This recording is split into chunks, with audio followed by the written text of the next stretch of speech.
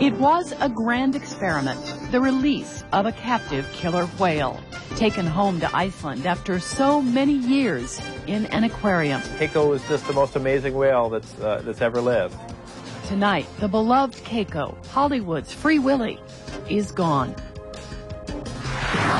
Now, first for local news, KOMO 4 News. Good evening. We got the heartbreaking news from Norway tonight. Keiko, the orca whale known to millions as the star of the Free Willy movies, is dead. He died this afternoon in Norwegian coastal waters following the sudden onset of pneumonia.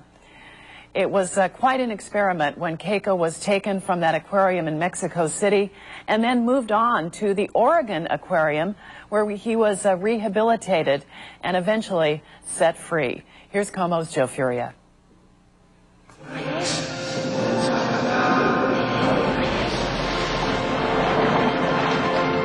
Hard to believe it's been 10 years since so many of us first met Keiko. The star of Free Willy exposed millions to the issue of captive whales back in 1993. The drive to set Keiko free started after he was found sick in a Mexico City aquarium. The project to reintegrate Keiko with a pod of wild killer whales stirred an ocean of interest worldwide. There he goes. Seattle's Michael Harris, a spokesperson for the Free Willy Keiko Foundation, says this orca opened people's eyes.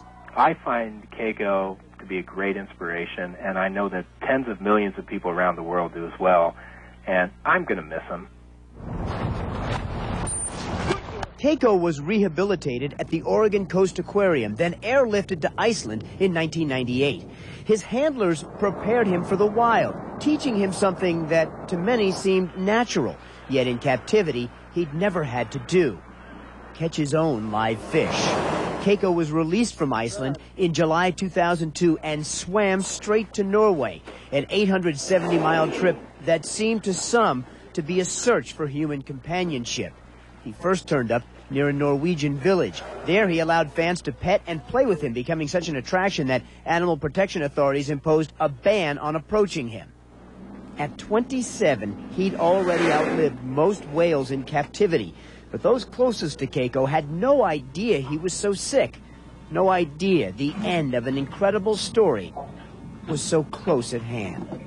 No, Keiko actually had been really healthy. He'd been swimming actively, good appetite.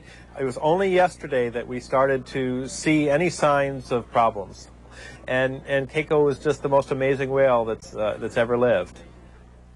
Well, he didn't live as long as many had hoped, but for 5 years, Keiko managed to become what so many had long wanted him to be: a wild whale.